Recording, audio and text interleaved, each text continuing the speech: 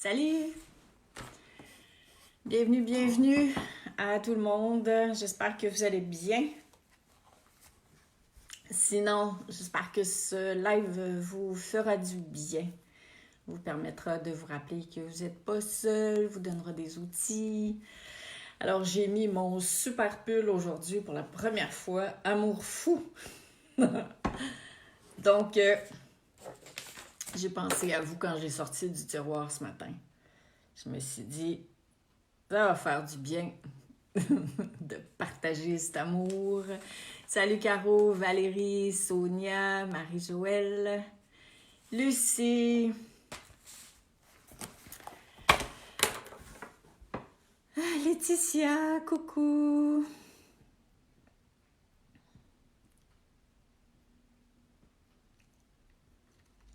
Malène, bienvenue. Hello. Nathalie. Salut ma belle, coucou Agnès. Contente de vous retrouver comme d'habitude. Allô Françoise. C'est chouette cette communauté-là, hein? Annick, salut Corinne. Bonjour ma belle Élodie, coucou à toi. Lucie Lompré, salut Laurence. Ouh, c'est cool ça. Allô Louise.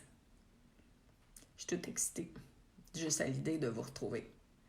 Nathalie, bonsoir, tu nous as manqué. Oh, mais je suis là tous les jours, ma belle. Marie-Claude, t'as pu te promener? Ben oui, je suis allée marcher. Fait beau.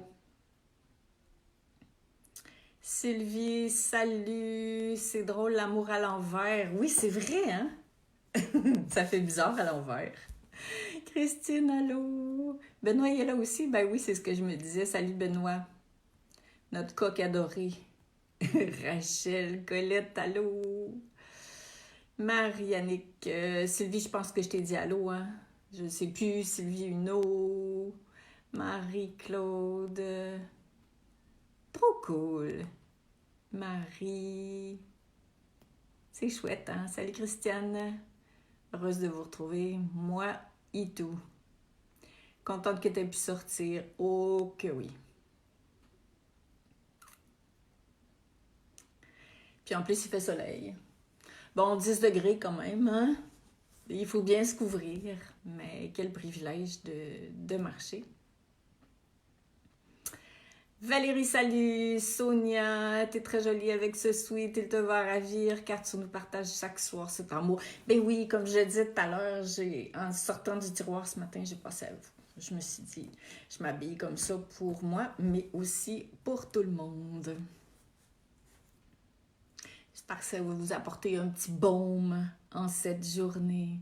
Un gros baume, un rappel.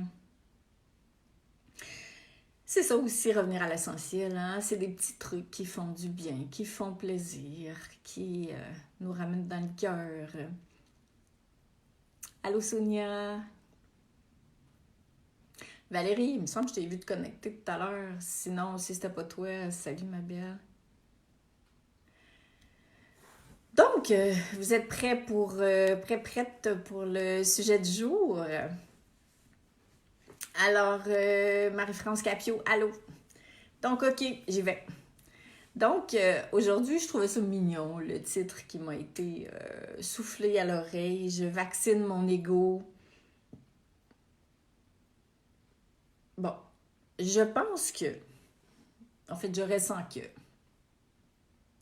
cette période-ci, probablement plus que jamais, nous propose, j'aime bien le mot proposer parce que c'est vraiment respectueux du rythme de chacun, même si on peut croire que certaines choses nous sont imposées.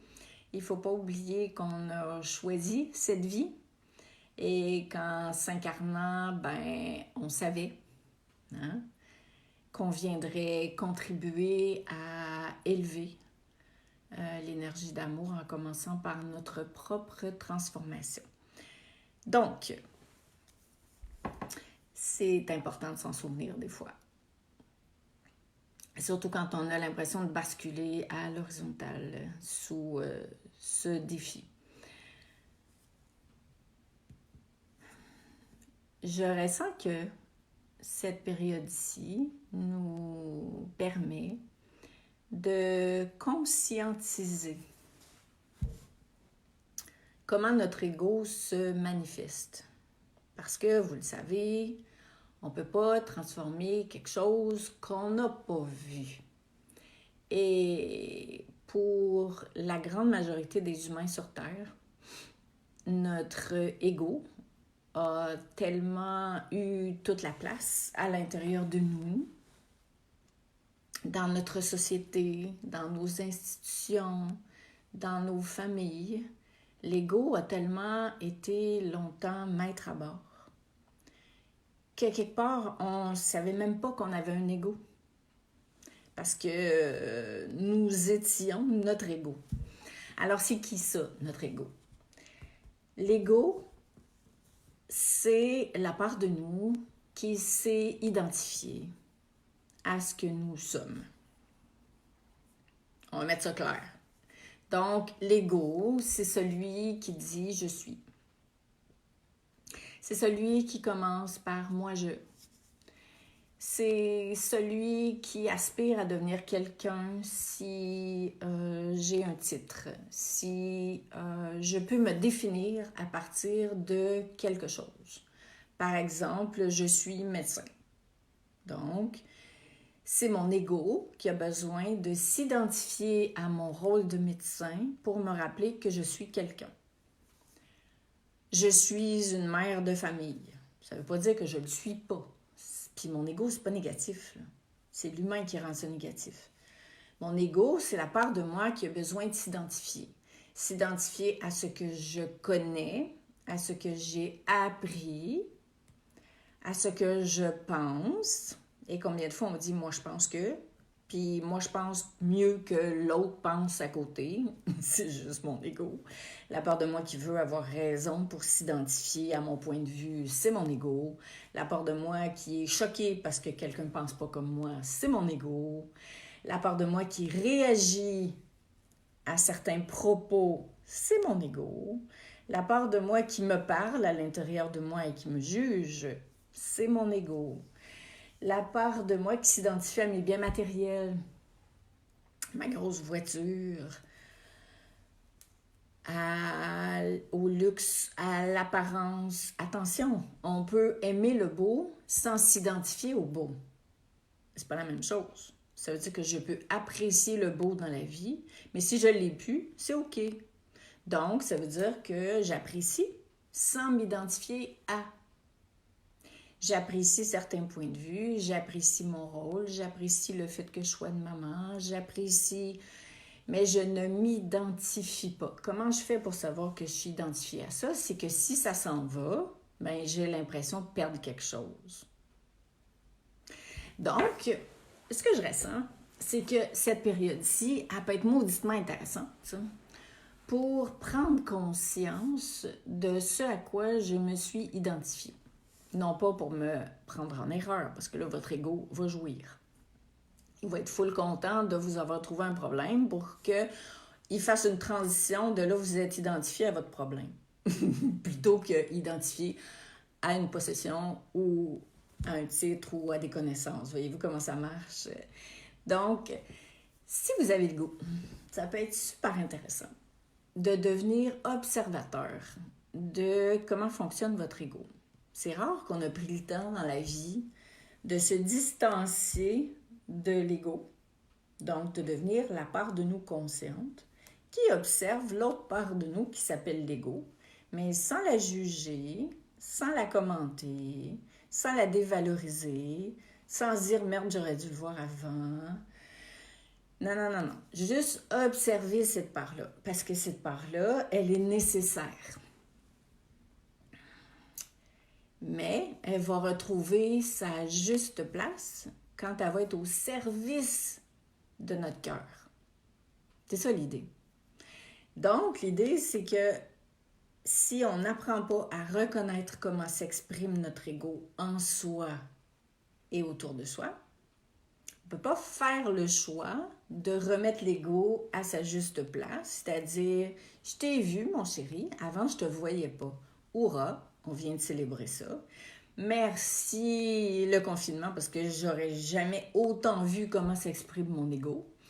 Et ensuite, je le remets à sa juste place, c'est-à-dire en deuxième place. Bon, on va dire deuxième là, pour les besoins de la cause. En deuxième place parce que j'ai choisi que l'essentiel avait la première place. Et l'essentiel, c'est mon cœur. Ce sont les gestes du cœur, les élans du cœur, ma propre connexion avec l'amour, c'est ça l'essentiel. Puis, je trouve que c'est intéressant de le voir comme ça, parce que ça nous fait avancer, parce que ça va servir à quelque chose, cette période de confinement-là, et parce que ça nous élève, ça nous rend encore plus conscients, puis qu'on peut faire ça les uns avec les autres. Donc là, je vois une question avant de passer à la vaccination de Malène qui dit « Si je comprends bien, le mental serait la base de données et l'ego, ce sur quoi nous nous sommes identifiés. » Ça pourrait être ça. Si c'est une construction qui te parle, tu peux garder ça. Je vais l'expliquer dans mes mots à moi. Le mental, c'est la tête. Donc, la tête, c'est la structure avec laquelle je pense. OK? Pas à partir de laquelle je m'identifie.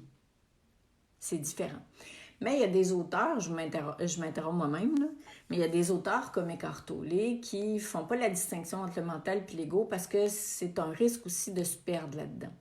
C'est quand même intéressant de faire la lumière là-dessus, mais je vais essayer de le faire hyper simplement. La tête, c'est la part de nous qui pense. Comme je l'ai expliqué l'autre jour, c'est la part de nous qui analyse. C'est la part de nous qui compare. C'est la part de nous qui fait des liens entre les choses. C'est quoi d'autre? Il y en a plein, là. Des particularités du mental. Aidez-moi, j'ai un blanc. C'est bon, ça veut dire que je sors de la tête un peu. Mais c'est vraiment la part de nous qui construit des choses et on en a besoin. Maintenant, on n'est pas identifié à notre mental. C'est pas la part de moi qui m'identifie à quelque chose pour me donner raison d'être, pour donner un sens à ce que je suis et à ce que je fais. C'est la part de moi qui compare, analyse, intellectualise, fait des liens. Est-ce que vous êtes capable de voir la différence? Donc, je ne m'identifie pas. Mon mental, c'est vraiment une construction, c'est des particularités. Comme mon cœur, il bat. Mon cœur, c'est un organe qui fait que, il fait circuler le sang, il m'oxygène, et il fait tout ça. Alors, mon mental, il a ses fonctions. Et c'est des fonctions qui sont propres à tout le monde. Et ce sont ces fonctions-là qui s'en vont, par exemple, quand je suis atteinte de la maladie d'Alzheimer. Tandis que l'ego, c'est vraiment la part de soi qui s'identifie. Si vous voulez un mot pour résumer l'ego, c'est ça. Je m'identifie à ce que je pense, je m'identifie à ce que je fais, je m'identifie à ce que je possède. Alors évidemment, les deux, ils vont ensemble, quoi. Parce que quand ma tête a décidé que j'étais ça, quand ma tête se met à analyser les choses, ça se mélange. C'est pour ça qu'il ne faut pas non plus chercher à trop faire de lien là-dedans, parce que là, on va se perdre. C'est juste que l'idée, c'est que le fait qu'on se retrouve comme ça face à soi-même en confinement, on est beaucoup plus identifié. Pas ça que je veux dire. On est beaucoup plus conscient de ce à quoi on s'est identifié. Si j'avais une super belle bagnole, puis que j'aimais ça, que le monde me regarde, bon, je fais un peu d'humour, là, mais ça fait du bien. J'aimais ça que le monde me regarde quand je me promenais dans la rue, puisque j'avais un char de luxe, tu sais. Puis là, ça me donnait quand même une visibilité, une identité. Puis le monde me regardait, et puis là, plus personne me regarde parce que je suis chez nous. Donc, je suis en manque d'attention.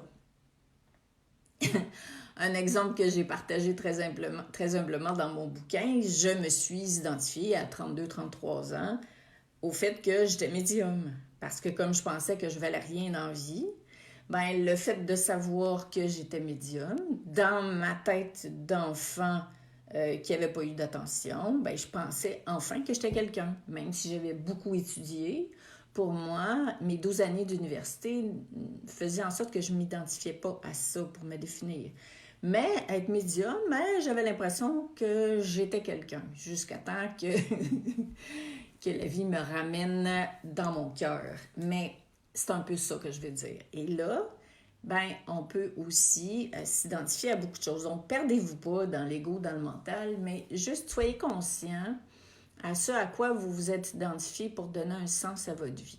Et comment faire? Ben, c'est que justement, comme je le disais tout à l'heure, mais on peut être en manque si on ne travaille plus, par exemple, puis qu'on est face à soi-même. OK? Ça veut dire que le sens que je donnais à ma personne, à ma contribution au monde, était uniquement relié à mon travail. Parce que là, maintenant que je ne travaille plus, j'ai l'impression que je ne suis plus rien. C'est ça sur quoi j'avais envie de porter votre attention aujourd'hui. Qui suis-je? Si je suis identifiée à mes croyances, la croyance que, je le sais-tu, moi, que les gens vont me respecter si j'ai un statut particulier, la croyance que la vie a du sens à partir d'un rôle familial et que là, ben, on se retrouve chacun chez soi. Ça veut dire que mon identité de maman, tout à coup, elle appelle à se transformer parce que je ne peux plus avoir les liens que j'avais avec mes enfants. Donc, je suis qui, moi, si je peux plus être une maman qui prend soin de ses enfants en leur faisant des repas à chaque dimanche après-midi? Ça peut être aussi simple que ça.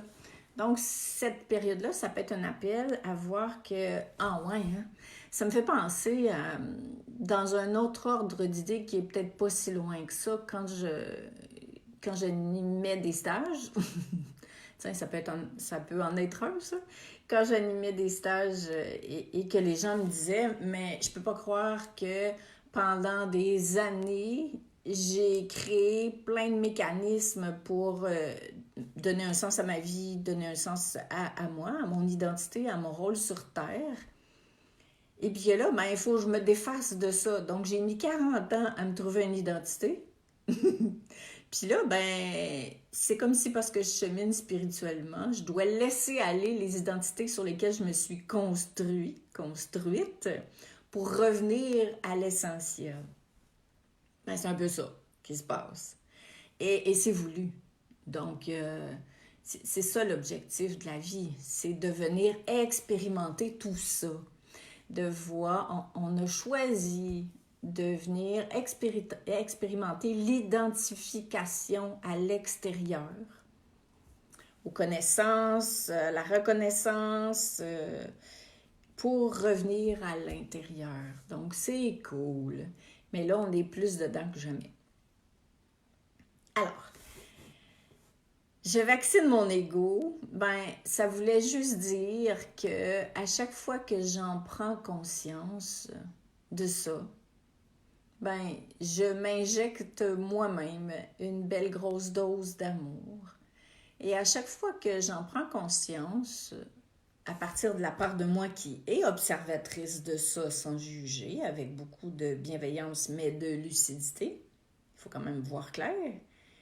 Ben, quand j'en prends conscience, c'est comme si je m'injecte une belle grosse dose d'amour parce que je l'ai vu. Et en m'injectant une belle grosse dose d'amour, ben, c'est comme si je disais à mon ego, OK, plus je t'injecterai des vaccins d'amour, plus tu reprendras ta place. Et c'est logique. Parce que plus l'amour prendra la place, plus l'ego reprendra sa juste place. Et l'ego a une place dans nos vies. L'idée, c'est pas de rejeter l'ego. L'idée, c'est de prendre conscience de la place qu'on a attribuée à l'ego et de lui donner une seconde place dans notre vie. Parce que si on se met à rejeter notre ego, ben, ça va pas marcher, parce que là, on va tomber en combat contre l'ego, comme on est actuellement, selon certains, en combat contre le virus. On peut pas s'en aller se battre contre quelque chose comme ça. Alors, l'idée, c'est de le conscientiser, de s'aimer parce qu'on l'a vu, et de se shooter une grosse dose d'amour. Puis ça va le remettre à sa juste place avec amour. Et plus on va faire ça, plus on va se reconditionner soi-même, mais on va se reconditionner par un élan de cœur et non par une intention rationnelle. C'est-à-dire que si je dis « je ne veux plus que mon ego soit en première place », mais ça va marcher, parce que c'est ma tête qui veut que mon ego, c'est en ça qu'ils sont liés les deux. C'est ma tête qui veut que mon ego ne soit plus en première place. Donc, il n'y a aucune transformation qui se passe ici. Alors, en ayant cette image mignonne de s'injecter de l'amour dans justement cet ego-là, donc on vaccine notre ego, c'est juste une image. Hein? Mais là, je descends dans le cœur. Et quand j'agis au niveau du cœur, je change mes programmations au niveau cellulaire et non au niveau intellectuel. Et si je prétexte chaque fois où j'observe mon ego pour m'injecter, me shooter une belle grosse dose d'amour, mes cellules vont changer, mon ADN va changer.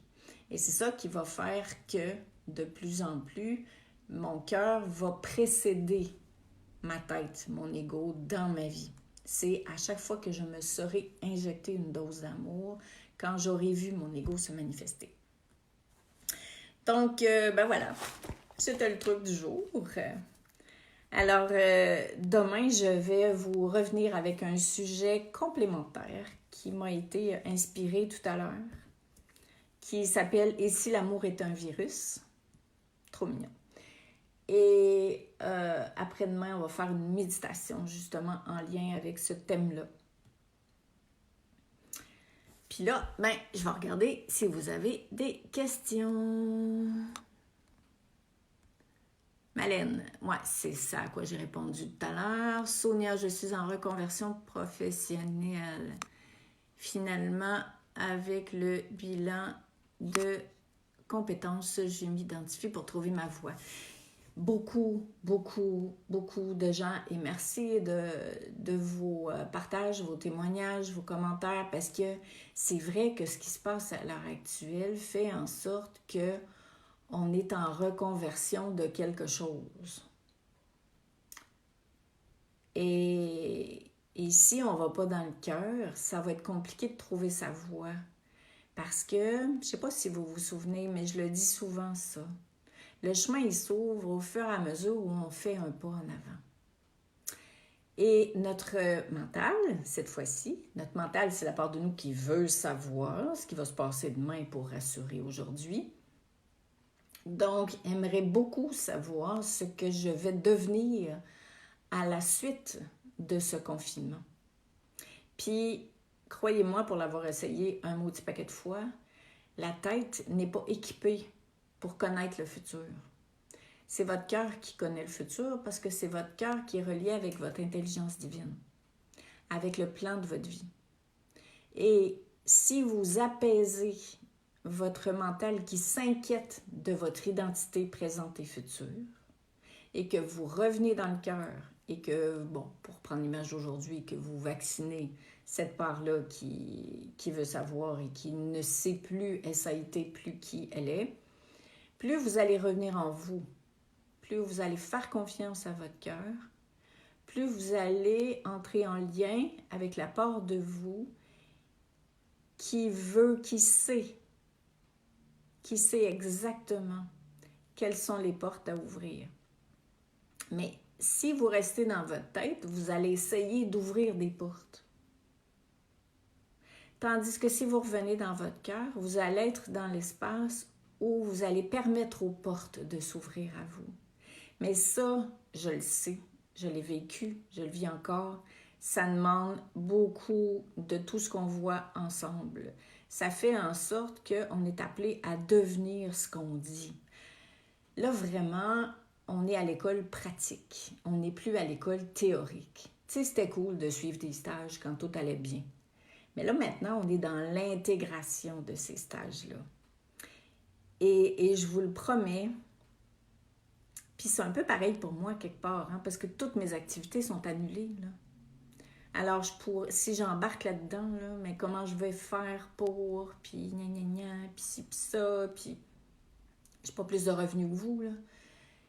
Et de revenir dans le cœur, de faire confiance à l'amour, puis de faire confiance au fait qu'on est connecté avec l'intelligence divine et se demander qu'est-ce que l'amour voudrait à travers moi aujourd'hui. Et quand on est là-dedans, le chemin s'ouvre, mais il ne va pas s'ouvrir à l'avance pour rassurer notre mental. Il va s'ouvrir un pas à la fois. Et pour le moment, ce qui nous est demandé, c'est de faire des pas à l'intérieur de soi. Pour justement faire un genre de clean-up, de ménage dans tout ce qui nous éloignait de cette clarté d'esprit. Corinne, toi aussi, t'es en plein dedans, je le sais. C'est un gros défi individuel et aussi collectif. Valérie aussi, hein. Toi, c'est intéressant hein, de voir qu'on est tous, toutes concernés à notre manière. Marie-Annick, tu dis comment on se retrouve quand il n'y a plus d'identification. On se retrouve dans notre identité réelle, c'est-à-dire notre âme. C'est ça notre vraie identité. C'est ce que nous sommes en vérité. Notre nature première, c'est l'amour. Sauf que là, on n'attend pas à notre fin de vie, comme les milliers de personnes que j'ai accompagnées, pour revenir à l'essentiel puis se dire « Ah ouais, hein, tout ce temps-là, c'est vraiment ça que j'étais. » Là, maintenant, on est en train de mourir à certaines formes d'identité pour renaître à qui nous sommes véritablement.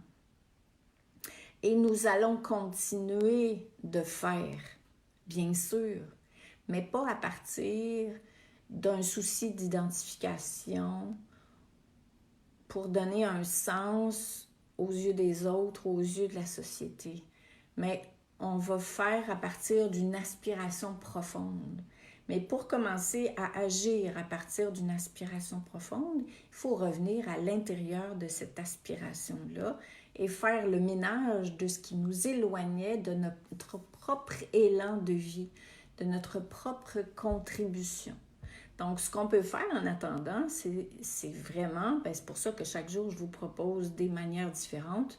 Et tout à l'heure ou demain, je vais vous envoyer une infolettre où il y aura, en tout cas, il y aura plein d'outils, plein de propositions qui viendront. Mais pareil, en ce qui me concerne, les propositions, je trouve ça vraiment intéressant, m'arrivent au jour le jour. Puis si ma tête a fait oui, mais ça fait comme non, reviens dans l'instant, fais confiance. Et moins je veux savoir, plus j'entends. Plus je me départis des formes d'identification, plus je suis près de moi. Et c'est un beau gros nettoyage du printemps. Malène, merci, c'est fou parce que c'est toujours la même recette, celle de l'amour, et pourtant je n'y pense pas nécessairement. Ben oui, c'est clair. Catherine, le mental et l'ego sont comme des jumeaux. Oui, c'est vrai, hein?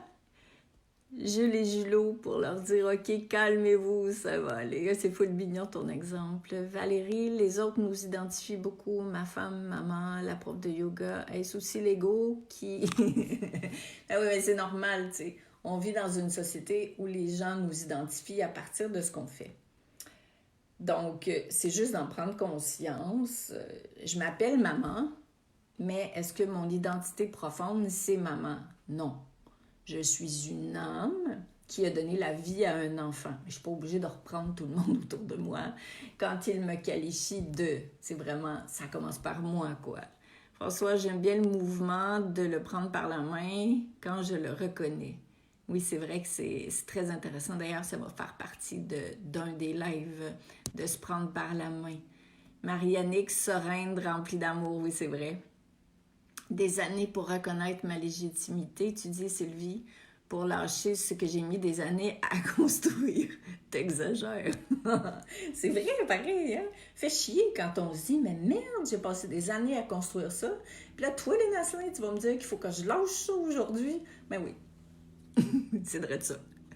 Marie, je me reconnais bien dans cette description. Début de retraite et confinement. Suis-je en manque de mon identité précédente? Voilà, Hey, je l'ai. Suis-je en manque de mon identité précédente? Non, à vérifier, je me reconditionne par le cœur. En cours, c'est ça, Marie-Joëlle, en cours. On est en chantier.